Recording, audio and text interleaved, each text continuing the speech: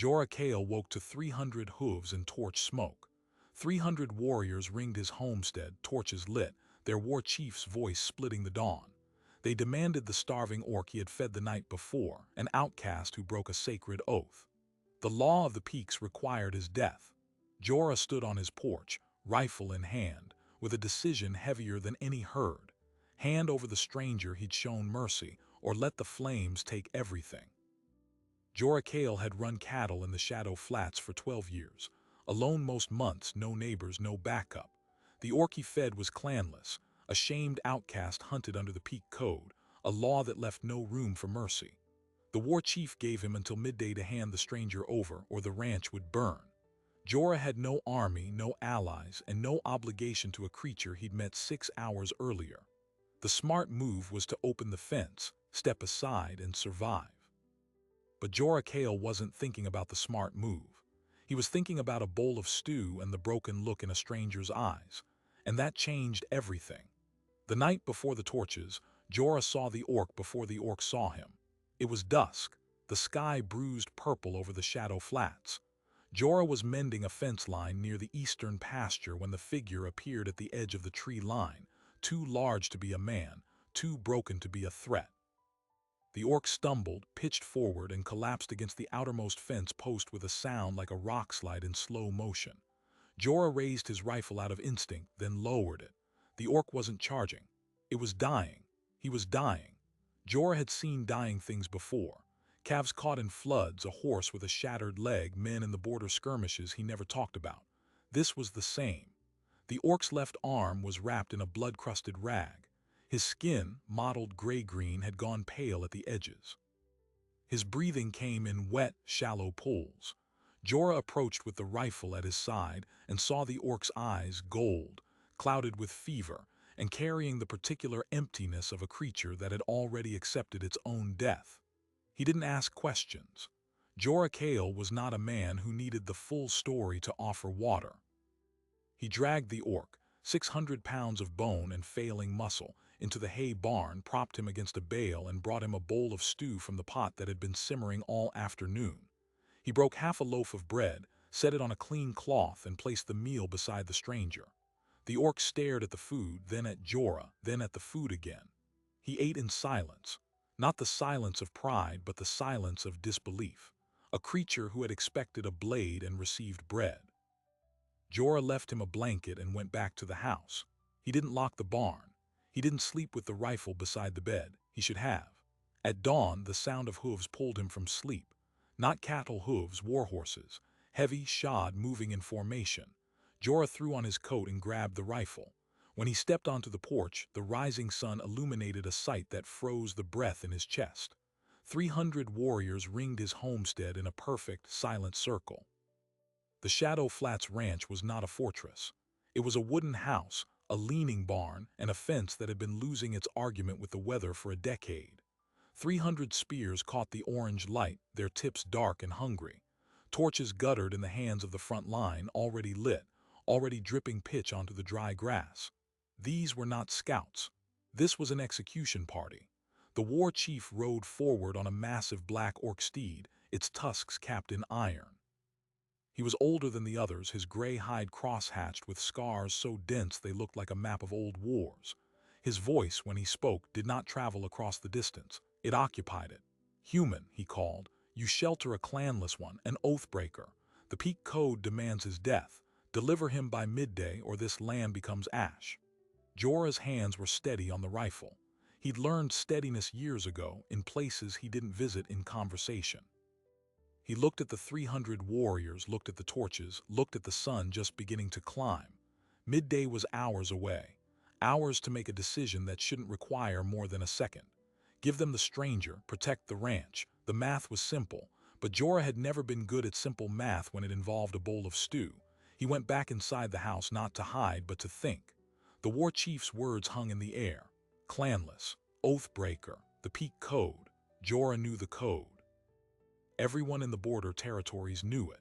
The orc clans of the jagged peaks lived by laws older than any human kingdom. An oath sworn before the clan stone was unbreakable. To break it was to become clanless, stripped of name, of lineage, of right to exist. The penalty was death, carried out by the clan wronged. And if the clanless fled, any who sheltered them shared the sentence. The warriors outside were not invaders. They were law enforcement by the most ancient definition. Jorah walked to the barn and pushed the door open. The orc was awake, sitting upright against the hay bale, the empty bowl beside him. His gold eyes had cleared, the fever broken, and with clarity came something worse than sickness, awareness. He knew what was outside. "You should not have fed me," the orc said, his voice like stones grinding under a river. "Now you will burn with me." Jorah didn't answer immediately. He leaned the rifle against the wall and sat on a milking stool. "What oath did you break?" The orc's expression flickered, surprise maybe that the human was asking for the story instead of running. "I was of the Broken Tusk clan," he said. "My name does not matter. They will have erased it from the stones already. I was sworn to protect the chieftain's son. I failed. The boy died in a raid I could have prevented." He looked down at his ruined arm. "I survived. That is the crime. To survive when the protected dies is the deepest oath-breaking. The code does not permit my existence." The words settled into the hay-scented air with the weight of finality. Jorah studied the orc's face, not the face of a coward. A warrior who had fought and lost, certainly, but who had carried the shame so deeply that he had not even tried to run from it. He had come to the Shadow Flats to die, alone and unnoticed. Jorah had interrupted that plan with a bowl of stew. "And if I hand you over," Jorah asked, "they will execute me at midday, painfully. It is the law. And if I don't? They will burn your ranch, kill you, and take me anyway. The outcome is the same. You cannot fight 300 warriors with one rifle." The orc spoke without self-pity, just the flat recitation of arithmetic. Jorah stood up. He walked to the barn door and looked out at the ring of spears, the torches, the war chief sitting motionless on his iron-tusked mount. Midday. The deadline was not a negotiation. It was a clock ticking down toward a foregone conclusion. Except Jorah Kale had never accepted foregone conclusions. He had homesteaded land no one wanted, survived winters that killed stronger men, and built something from nothing with his own 2 hands. He didn't fight because he was brave. He fought because the alternative had never felt right in his bones. He thought about the law of the peaks, the peak code, and how it had stood for 1,000 years unchallenged. He thought about the war chief's voice, the certainty in it, the absolute absence of doubt. He thought about the orc in his barn who had eaten stew like it was the first kindness he'd ever received, and who had said the words, "You should not have fed me," with the gratitude of a creature who knew the cost of kindness better than the giver. The sun climbed. The shadows shrank. The torches continued to burn, waiting for the order. And Jorah Kale made a choice that no one in the Shadow Flats, and no one in the War Chief's Council, expected a lone cattle rancher to make. He stepped back onto the porch without the rifle and raised his empty hands. "War Chief," he called. "Before midday I would speak with you face to face, one man to another. There is something you do not know about the orc in my barn." The war chief did not dismount at first. He sat on the iron-tusked steed, looking down at Jorah Kale with the flat, incurious expression of a creature who had delivered death warrants for 4 decades and had never once been asked to explain one. The ranch hand had no standing, that was the look, but Jorah's hands were still raised, empty, and the porch boards creaked under his weight as he took one step closer to the edge. "You have until midday," the war chief said. That was the word, not conversation, not negotiation. "Midday," Jorah nodded. "I understand the deadline. I'm not asking for more time. I'm asking you to hear something before the torches touch hay. If you still want to burn the ranch after that, I won't stop you with words." The war chief's eyes narrowed. There was no trust in them, only the weary calculation of a commander who had seen too many delaying tactics. But the silence stretched, filled by the crackle of pitch-soaked rags and the low, uneasy shifting of 300 warriors who had been told they were riding to collect a traitor, not to debate a rancher. "Speak then," the war chief said. "But know that if this is a wasting of minutes, the fire will start before the sun reaches the barn peak." Jorah lowered his hands. He didn't step off the porch. He knew that distance was the only leverage he had, and even that was borrowed. "The orc in my barn told me his name before your riders arrived. He said it doesn't matter because the clan stones have already erased it, but I think it does matter. I think his name is Rook." The war chief's reaction was small, a twitch at the corner of his mouth. a tightening of the scarred hand on the reins. Small enough that only a man who had spent years reading cattle for signs of sickness would have noticed. Jorah noticed. The clanless have no names, the war chief said. When an oath is broken, the name is struck. You speak of a ghost. I speak of a survivor who was sworn to protect your son, the chieftain's heir, a boy who died in a raid 10 moons ago on the Blackhorn Pass, a raid that should never have happened. That's the official story, isn't it? Rook was the bodyguard. He failed. The code demands his death. Clean, unquestionable, except he didn't fail. The war chief's mount stamped a hoof, sensing the change in its rider's posture. The warriors in the front line exchanged glances. The name Rook had landed among them like a stone dropped into still water. A few of the younger ones, the ones with fewer scars, looked at each other with something that wasn't quite doubt but was adjacent to it. You are a cattle farmer, the war chief said. You do not know the peak code. You do not know what you are speaking of. Jorah didn't flinch. I know that the Blackhorn Pass raid wasn't a raid. It was an ambush. I know that your son wasn't killed by marauders. He was killed by your own brother, the war chief's brother, who wanted the succession for his own bloodline. And I know that Rook didn't fail to protect the boy. He fought off 5 assassins while your son tried to reach the pass gate. He took a blade through the arm and kept fighting. I saw the wound, war chief. It's still festering, but the wound isn't a raider's blade. It's a ceremonial dagger with a serpent pommel, the kind carried only by the chieftain's inner circle. The silence that followed was the loudest thing Jorah had heard in 12 years. It was the kind of silence that preceded avalanches. The war chief's face, scarred and weathered, did not move, but his eyes moved.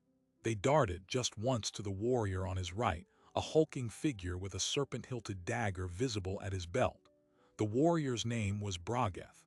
He was the war chief's brother. Bragath's expression, unlike his chieftain's, was not neutral. It was the expression of a man who had just heard his carefully buried crime described in detail by a stranger with straw on his boots and no right to know any of it. His hand moved toward the serpent dagger. "Hold," the war chief said. The word was low, cracked, the voice of a leader who had just had the architecture of everything he believed wrenched out of alignment. "How do you know these things?" How could a rancher know the pass, the dagger, the number of assassins? Jorah met his gaze. Because the orc in my barn has been carrying the truth for 10 moons, and I listened. I didn't ask him to swear an oath. I gave him stew and I listened. He told me everything while your torches were being lit. He told me he ran not because he was guilty, but because he knew the real killer would be standing at your right hand, and no one would believe a bodyguard's word against a brother's. So he ran. He ran until he couldn't run anymore, and he ended up at my fence. The war chief turned his head slowly to look at Bragath. The brother's face had gone pale beneath the gray-green hide. The serpent dagger was half-drawn now, and that half-draw was its own confession. 300 warriors saw it. You would take the word of a human farmer over your own blood, Bragath snarled, but the snarl was desperate, fraying at the edges. The oath-breaker is lying. He has always been a liar. Then you will not object to a trial, Jorah said, speaking not to Bragath but to the war chief. Not the death by fire, not the execution of a guilty man. A full trial before the clan stones. Let Rook speak his account. Let the evidence of the serpent dagger be examined. If he is lying, I will light the first torch myself. But if he is telling the truth, then the man who killed your son is standing beside you, and the peak code demands a different death today. The war chief did not speak for a long moment. The sun had climbed higher, the shadows shrinking toward the noon mark. The torches still burned, but the hands holding them were no longer steady. A crack had formed in the certainty of the execution. It was small, a hairline fracture, but Jorah had spent 12 years learning that a crack in the right place could split a mountain. You are asking me to halt a lawful execution on the word of a condemned criminal, the war chief said. His voice was quieter now, stripped of the parade ground authority. It was the voice of a father who had just been handed the possibility that his son's death was not what he had believed. I am asking you to find out if your son's killer is already dead or standing at your side, Jorah said. Midday is still hours away. That's time. I'm not asking for more than that. Give Rook a hearing. If you grant that, I'll lower my rifle and open the barn. If you don't, then I'll stand here with my rifle and you'll have to burn this ranch over my body. I've lived alone for 12 years. I'm not afraid of dying, but I think you're afraid of something worse. I think you're afraid of killing the wrong man again." Brogeth moved. It was a sudden, violent lurch, the serpent dagger clearing its sheath entirely and rising for a strike at Jorah's throat. But Jorah had not spent 12 years doing nothing with his hands. The rifle was not in his hands at that moment, but the skinning knife at his belt was older than his ranch and twice as sharp. It was in his palm before Brogeth's blade completed its arc. The two weapons met in the air between them, steel shrieking on steel, and then Brogeth was stumbling backward with a line of red opening along his forearm, and Jorah was standing in the same spot he had been standing, his knife held low and steady. 300 warriors saw that too. They saw the rancher who had just disarmed an orc war leader with a blade no longer than a man's hand. They saw Brogeth clutching his arm, the serpent dagger in the dirt, the blood pattering into the grass. And they saw their war chief turn to look at his brother with an expression that was no longer uncertain. "Seize him," the war chief said, and for the first time in 10 moons, the warriors of the Broken Tusk clan obeyed an order that felt like justice instead of vengeance. 4 of them dismounted and took Brogeth by the arms, pulling him away from the serpent dagger, away from the porch, away from the lie he had been carrying. The war chief looked at Jorah. The mask was gone now. What remained was an old soldier with a dead son and a brother who had betrayed him, standing in the middle of a siege that had just been transformed into something he didn't have a protocol for. "Bring out the one called Rook," the war chief said. "If what you say is true, he will stand before the clan stones and speak his piece. And if it is not true—" He didn't finish the sentence. He didn't need to. Jorah nodded once. He turned and walked toward the barn, the knife still in his hand, the rifle still on the porch, the 300 warriors still ringed around his homestead. But the torches were no longer held at the ready. They were lowered, and the crack in the mountain had widened enough to let a different outcome through. Jorah pushed the barn door open and light spilled across the hay-strewn floor. Rook was standing, one hand braced against the bale, the other pressed to his ruined arm. He looked at Jorah, then at the open door, then at the ring of warriors beyond. He didn't ask if he was walking to his death. The expression on his face said he had already accepted that death the moment he collapsed against the fence. The only difference was the timing. "It's not an execution," Jorah said quietly. "Not yet. The war chief wants to hear you." Rook's gold eyes flickered. He didn't speak. He straightened his spine with the slow, painful deliberation of a creature who had spent 10 moons running from a truth that had finally caught up to him, and found itself cornered, not by enemies but by a rancher with a skinning knife. He limped past Jorah into the daylight. 300 warriors saw him. Several of them tensed, hands moving to weapons out of reflex. But the war chief raised one scarred hand and the motion stopped. The torches were still burning, but they were no longer held like instruments of immediate fire. They were held like candles at a vigil that had not yet been defined. Rook walked toward the war chief's mount until he was 10 paces from the iron-tusked steed, and then dropped to one knee, head bowed. The warrior's salute of the Broken Tusk, right fist over heart, left hand open at the side, executed with the precision of a soldier who had never stopped thinking of himself as a soldier. "War chief," Rook said. His voice was hoarse but steady. "I did not kill your son. I failed to save him, and for that I accept whatever judgment you give. But the blade that took his life was not wielded by raiders. It was wielded by your brother."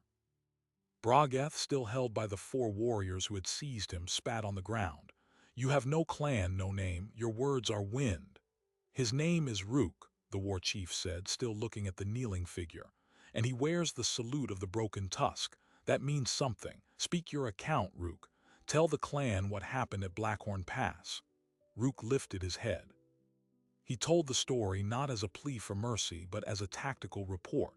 The way a soldier gives a debriefing when he knows the outcome has already been written, and his only remaining duty is to ensure the record is accurate. He described the ambush at dawn, the 6 masked attackers, the narrow pass where the boy's horse was cut down first.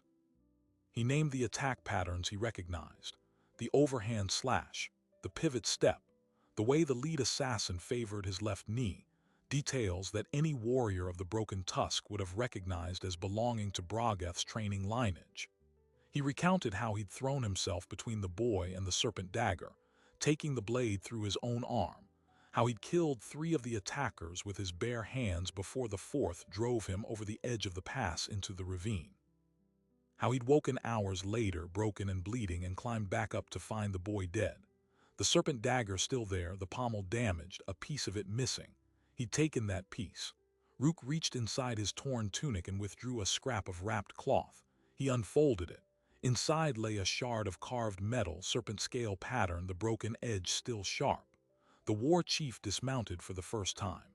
He walked to Rook, took the shard from his palm and turned it over in his scarred fingers. Then he looked at Brogeth's dagger, still lying in the dirt where Jorah had knocked it. The dagger was whole except for a chip at the base of the pommel. The shard fit the chip with the exactitude of a puzzle piece forged as one thing and then broken.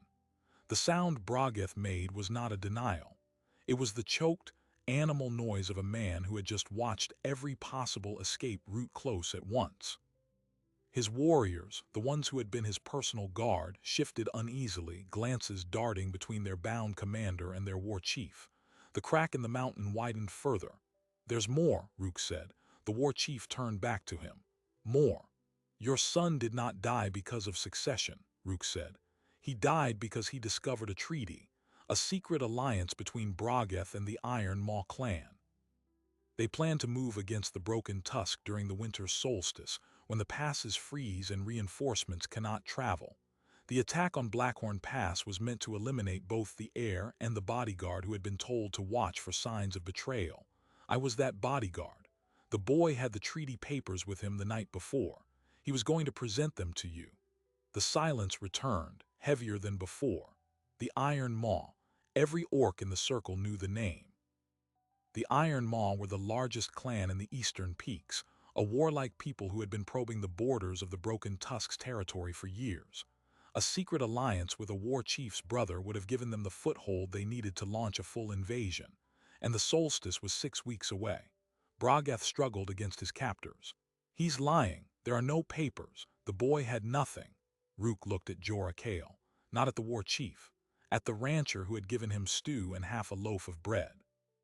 "The night I fled, I buried the papers at the base of the old watchtower on the pass. I was too injured to carry them. I can lead you there. If they have not been disturbed, they contain Brogeth's seal and the signatures of the Iron Maw chieftains." The war chief did not answer immediately. He stood with the shard in one hand and the reins of his mount in the other, staring at his brother. The calculation on his face was not about truth anymore.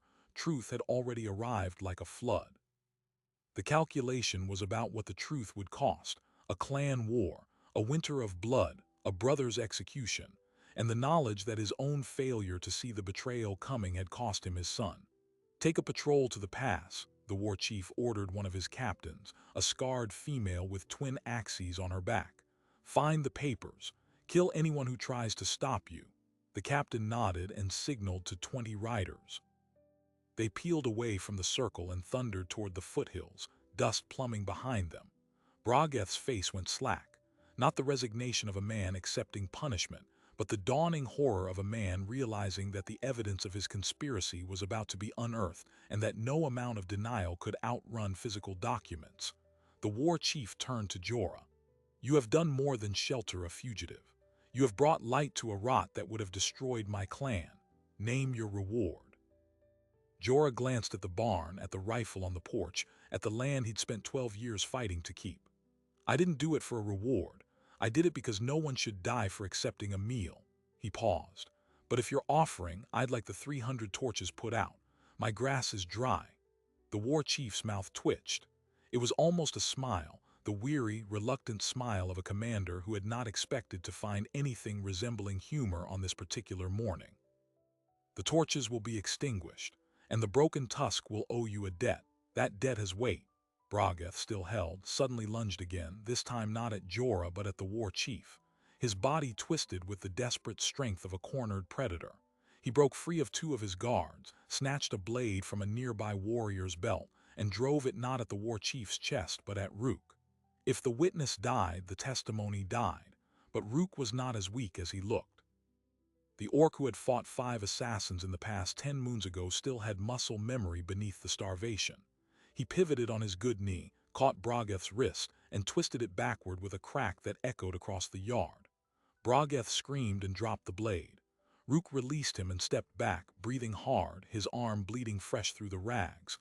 But he was standing, and Brogeth was on his knees, cradling a broken hand. The war chief looked at his brother with no expression at all. "You will face the clan stones, Brogeth. You will answer for your son's blood, for the conspiracy, and for the attempt on a witness. The trial will be public. The judgment will be final." He gestured to the guards. "Bind him completely. If he moves again, break his legs." The warriors obeyed with the crisp efficiency of soldiers who had just discovered they had been serving under a traitor. The sun had reached the barn peak. Midday. The deadline had arrived, but no fire touched the hay. Instead, the torches began to go out, one by one, then in clusters, as warriors knocked the flames into the dirt. The acrid smell of pitch smoke drifted across the ranch, mingling with the scent of grass and cattle and the faint iron tang of blood from Brogeth's arm. The war chief mounted his steed and raised his voice to address the assembled force. This day was meant to deliver an execution. It has instead delivered a reckoning. The broken tusk will remember it. Tell the clan what you saw here. Tell them the truth was found in a hay barn, brought to light by a human who had no reason to help and every reason to hide. Tell them that the peak code was not broken, it was betrayed, and the betrayer will answer. A murmur ran through the ranks, not dissent, something closer to awe, the slow, heavy recognition that they had all been part of an execution party that had nearly killed the wrong man. Warriors looked at Rook with expressions that twisted from hostility to shame, and then to something that might with time become respect. Jorah watched from the porch step, the skinning knife still in his hand. He hadn't needed it after all, not for combat at least. But he kept it out anyway. The war chief rode toward him, leather creaking, the iron tusks of his mount gleaming in the noon light. He reached into a pouch at his saddle and withdrew a small object, a carved stone, black with white veins, the sigil of the Broken Tusk clan. "If you ever call upon us," the war chief said, "send this stone to any Broken Tusk outpost. We will come, no questions, no debt too large, this is my bond." Jorah took the stone. It was heavier than it looked, cool in his palm, the sigil worn smooth by generations of orc hands. "I'll keep it in the house," he said, "next to the stew pot." The war chief looked at him for a long moment, then nodded once and wheeled his mount away. The column began to reform, not as an execution party, but as a war party returning from a skirmish of a different kind. Brogeth was tied across a horse's back, his broken hand wrapped in a strip of torn cloth, his eyes fixed on the dirt. Rook was helped onto a spare mount, his injured arm cradled against his chest. He looked back at Jorah once, and his gold eyes held an expression that words would have only diminished. The patrol sent to the pass returned 2 days later. They had found the documents exactly where Rook said they would be, buried at the base of the old watchtower, wrapped in oilcloth, protected from the elements. The treaty papers bore Brogeth's seal and the signatures of 3 Iron Maw chieftains. The conspiracy was documented, irrefutable. The war chief presented the evidence to the clan council, and Brogeth's fate was sealed before the stones had even finished warming under the ritual fire. But that was not the end of the story. Because while Brogeth was being tried and the Broken Tusk was preparing for the inevitable conflict with the Iron Maw, something else was happening at Jorah Kale's ranch. Something that no one, not the war chief, not the warriors, not even Jorah himself, had anticipated. Rook did not return to the clan with the others. After the trial, after his name had been restored and his honor cleansed, he made a request that stunned the council. He asked to be released from his oath to the Broken Tusk, not out of shame, out of a different kind of debt. "The human fed me when the world demanded my death," Rook told the war chief. "I owe him a life. I will repay it." And so, 3 weeks after the torches went out, Jorah Kale looked up from mending the eastern fence line and saw a figure approaching across the Shadow Flats. Not an army this time, just one orc, walking slowly, a pack over his shoulders, his arm still bandaged but healing. He stopped at the fence, exactly where he had collapsed on that blue evening weeks before, and waited. Jorah walked to the gate. Didn't expect to see you again. Rook looked at him with the same gold eyes, now clear of fever. You gave me stew when the world said I should die. I would like to work for you. I am strong. I understand cattle. I will ask no pay, only food and a place to sleep in the barn. Jorah considered this. He considered the 12 years of solitude, the winters that stretched too long, the fences that needed more hands than one man could provide. He considered the fact that the Iron Maw were still out there, and that a war was coming, and that the Shadow Flats were close enough to the border to become a corridor. He considered the carved stone on his mantelpiece and the debt of 300 warriors and the peculiar logic of a world where sharing a meal could save a ranch, restore a name, and topple a conspiracy. Barnes still got space, Jorah said, but you'll have to help with the stew. Rook's face cracked into something that took Jorah a moment to recognize as a smile. It was the first time the orc had smiled in 10 moons, possibly longer, and that was how the Shadow Flats Ranch gained its second resident. Not a fugitive, not a debt, a partner. The conspiracy was broken, but the Iron Maw were still gathering at the border, and the war that Brogeth had almost ignited was still smoldering under the snow. What Jorah and Rook did next would change not just the fate of the Broken Tusk, but the entire balance of power in the peaks. The winter solstice came 6 weeks later, and with it, the Iron Maw. They surged through the frozen passes at dawn, 1,200 warriors in full war regalia, their tusks painted black, their war drums echoing off the peaks like a heartbeat of stone. The Broken Tusk were ready, forewarned by the treaty papers and the confession extracted from Brogeth before his execution, but ready and outnumbered were not mutually exclusive. The Iron Maw had spent years preparing for this invasion, stockpiling weapons, bribing border scouts, mapping every defensive position the Broken Tusk held. They expected a swift conquest. They did not expect a cattle rancher and a one-armed orc. Jorah Kale had spent 6 weeks turning the Shadow Flats into something no one anticipated. He was not a general, but he had spent 12 years reading land the way generals read maps, understanding how water flowed, how cattle moved, how snowdrifts concealed ravines. And Rook, the warrior who had been stripped of his name and given it back, knew every inch of the pass where the Iron Maw would funnel their forces. Together, they had walked the foothills in the biting cold, marking ambush points, laying false trails, preparing a welcome that had nothing to do with open battle. The Broken Tusk War Council had been skeptical at first. A human rancher advising on military strategy was not tradition. But the war chief, his name restored to Grakthar Broken Tusk, still carried the carved stone he had given Jorah, and he remembered the morning when a man with a skinning knife had stopped a conspiracy and a dagger in the same breath. He listened, and the plan began to form. The key was the eastern pasture, the one with the steep drop into the frozen creek bed. Jorah had lost 3 heifers there over the years when the snow drifted just right, hiding the edge. He knew the exact conditions that made it a death trap. The Iron Maw, unfamiliar with the terrain, would take the most direct route toward the Broken Tusk stronghold, straight through that pasture. The Broken Tusk would bait them, feigning a retreat, drawing the vanguard across the drifted snow. Rook, with his knowledge of the enemy's formations, predicted they would chase a retreating force without scouting the ground. He was right. On the morning of the invasion, the Iron Maw's forward battalion, 400 warriors, charged across the pasture with their war cries splitting the frozen air. They hit the hidden edge at full speed. The snow crust collapsed and the first ranks plunged into the ravine, tumbling onto the rocks and ice below. The second wave, unable to halt their momentum, piled in after them. Jorah watched from a copse of pines on the high ridge, his rifle braced, Rook beside him with a borrowed axe. The Broken Tusk archers, concealed on the flanks, released their volleys. The trap had been sprung not by a brilliant tactician, but by a man who had spent too many winters alone, memorizing the shape of his own land. The Iron Maw, their forward assault shattered, did not break. They were the largest clan in the east for a reason.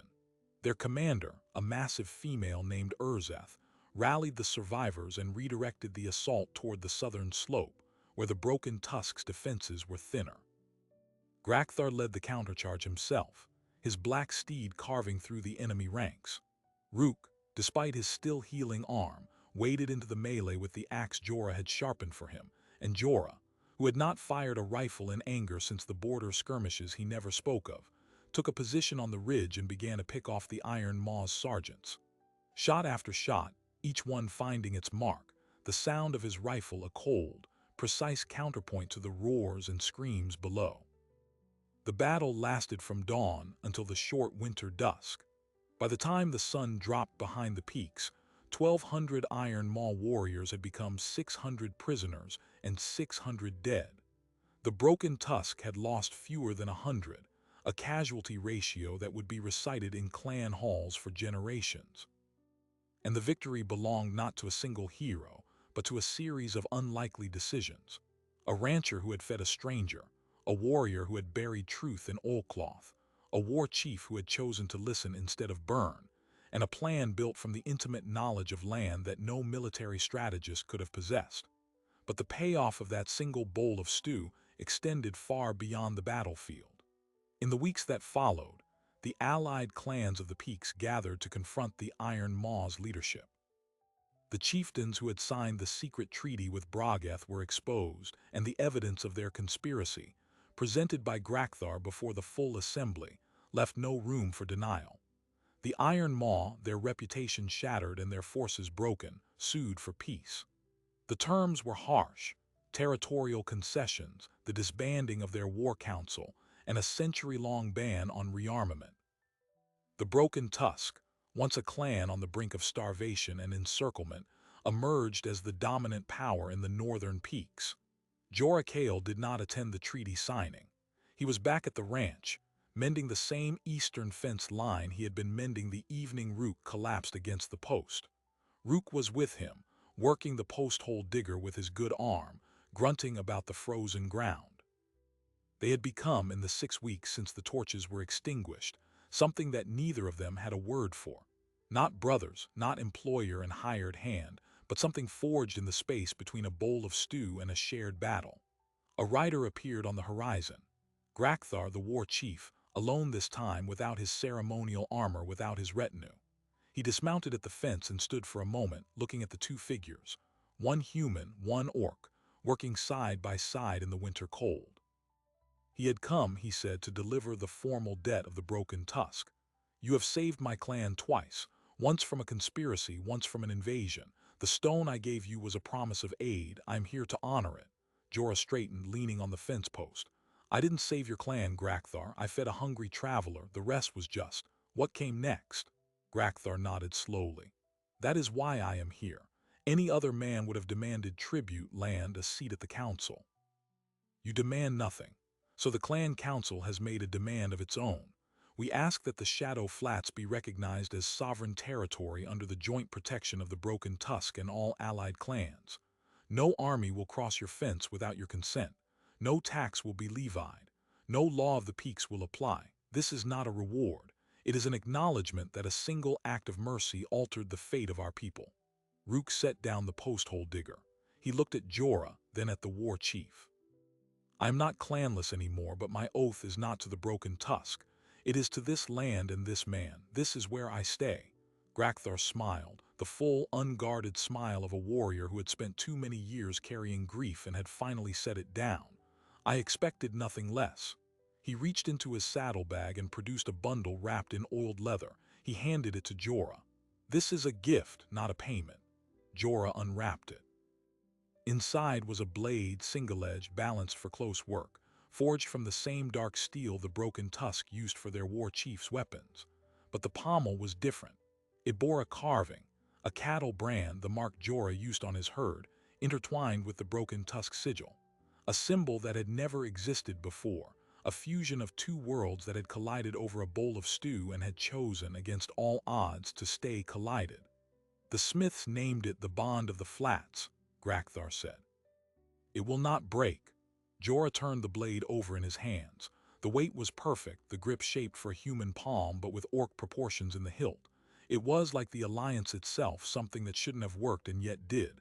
He slid it into the sheath at his belt, the same belt that had once held only a skinning knife. Tell the council I accept, not the sword, the territory, the protection, but I have one condition. Grakthar raised an eyebrow. Name it. Anyone who comes to my fence hungry gets fed. Human, orc, clanless, it doesn't matter. That's the law of the Shadow Flats. That's the only law. Grakthar was silent for a moment, then laughed, the deep, rumbling laugh of a creature who had seen too much of the world to be surprised by goodness but could still appreciate it when it appeared. It will be written into the treaty. The flats are a sanctuary. Let no one break that law. He mounted his steed, paused, and looked down at Jorah one last time.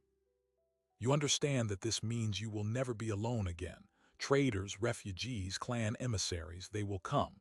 The flats will become a crossroads, not a hiding place. Jorah glanced at Rook, then at the ranch house with its single chimney and the barn that had already been expanded to fit two. I've been alone for 12 years. I think I'm done with alone. The war chief rode away and the Shadow Flats settled into a new rhythm. The promise came true. Within months, the word spread across the peaks. There was a place in the lowlands where the laws of clan and bloodline paused at the fence line, where an orc and a human worked shoulder to shoulder, and where no one was turned away with an empty stomach. Travelers came, some seeking refuge, some seeking trade, some simply wanting to see with their own eyes the ranch that had stared down 300 torches and refused to blink. But the final surprising detail, the thing that no one saw coming, not Jorah, not Rook, not Grakthar, came from the Iron Maw. The defeated clan, stripped of its war machine, faced a winter of starvation. Their granaries had been emptied by the war effort, their trade routes severed by the treaty. Their new chieftain, a young female named Ulara who had been installed after the old council was disbanded, sent a messenger to the Shadow Flats, not with a threat, with a request. A desperate request for food, for seed grain, for the means to survive the winter. The messenger stood at the same fence where Rook had collapsed, holding a scroll with the Iron Maw's broken seal. Rook read it first, his gold eyes unreadable. He handed it to Jorah.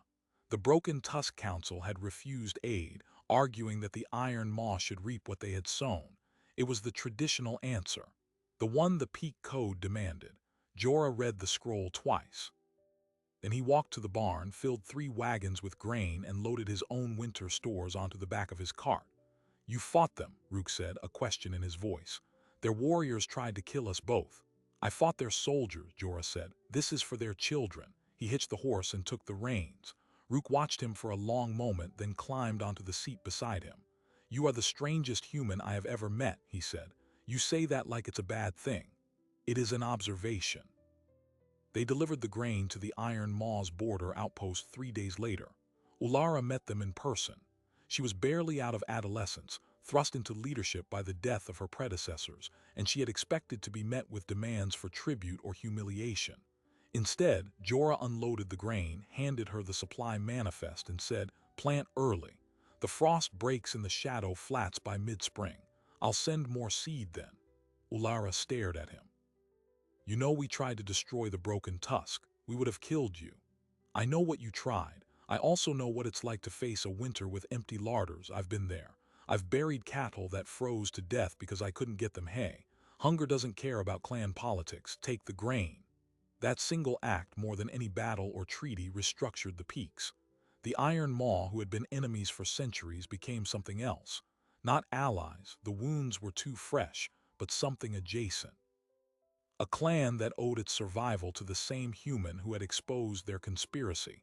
A clan that began to question the old cycles of vengeance that had kept the peaks in blood for 1,000 years. Within 2 years, Ulara had brokered a trade agreement with the Shadow Flats, bypassing the Broken Tusk Council entirely. The grain shipments continued. The children who survived that first winter grew up hearing stories of the human rancher who had fed both the accused and the accuser, and they learned a strange new lesson, that the most powerful weapon in the peaks was not a blade or a treaty, but a bowl of stew given freely. The war chief Grakthar lived to see it. He visited the flats one spring morning, older now, his scars faded to silver rivers on his gray hide. He sat on Jorah's porch with a cup of bitter orc tea and watched a caravan of Iron Maw traders unloading wool at the new market stall that had sprung up just inside the fence line. You have done what 11 generations of war chiefs could not, Grakthar said. You made the peaks stop fighting long enough to eat together. I didn't make anything, Jorah said. I just didn't let anyone starve. That is the same thing, Grakthar said. We just didn't know it. And that is the legacy of the Shadow Flats, the ranch that began with a single meal and became the seed of a peace that no one had planned. Jorah Kale never sought power, never commanded an army, never gave a single speech that was written down. But when he died decades later, the procession that wound down from the peaks numbered in the thousands.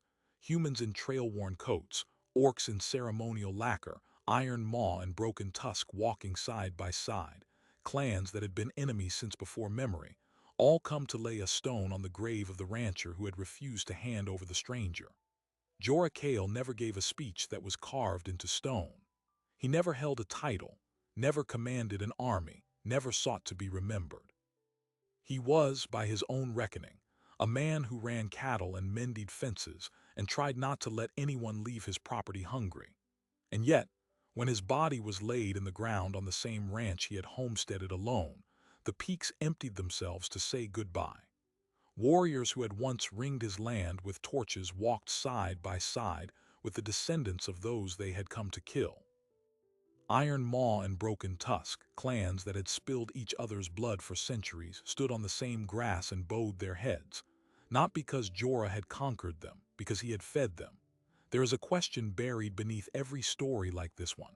It's not the obvious question, not about bravery or strategy or the calculus of survival. The question is simpler and harder. What do we owe a stranger? The Peak Code said nothing. The law of the clans demanded the orc's death, and any who interfered shared the sentence. Jorah had every reason, every legal justification, every instinct of self-preservation to open the fence and step aside. He didn't, not because he knew it would topple a conspiracy or spark a peace. He had no way of knowing any of that. He acted because he couldn't reconcile the act of handing over a starving creature to executioners with the man he wanted to be. Most of us will never face 300 torches at dawn, but we face smaller versions of that moment all the time. Moments where doing the easy thing costs us nothing and doing the right thing costs us something we're afraid to lose. Jorah's story resonates not because it's epic, but because it's legible. A bowl of stew, half a loaf of bread, a barn door left unlocked. These are not grand gestures. They are the small, unremarkable choices that accumulate into a life. And sometimes, if the world is paying attention, they accumulate into a legacy. The Shadow Flats are still there, by the way. The sanctuary law Jorah demanded, the one that says anyone who reaches the fence hungry gets fed, was never broken. It outlasted him, outlasted Grakthar, outlasted the peace treaty and the trade agreements. It became part of the oral law of the peaks, a story told to children on winter nights. In the decades after his death, travelers would sometimes arrive at the ranch house, now maintained by a family of orcs and humans descended from Rook's line, and the families of the broken tusk warriors who had chosen to stay. They would be offered stew, still made from the same recipe, and told the story of the rancher who had refused to hand over a stranger. If you've stayed with us this far, you're the kind of viewer who understands that stories like this matter. They remind us that the biggest shifts in history don't always come from generals or treaties. Sometimes they come from a single decision made on a porch, with a rifle within reach and nothing but a hunch that mercy is worth the risk. If this story meant something to you, hit subscribe. It's free, it takes a second, and it tells us you want more stories like this. Tell us in the comments, what would you have done when those torches appeared? And if you know someone who needs to hear about the rancher who fed an enemy and changed a continent, send this to them. Because the thing Jorah Kale proved, without ever intending to prove anything, is that the world turns on small mercies. The rest is just what comes next.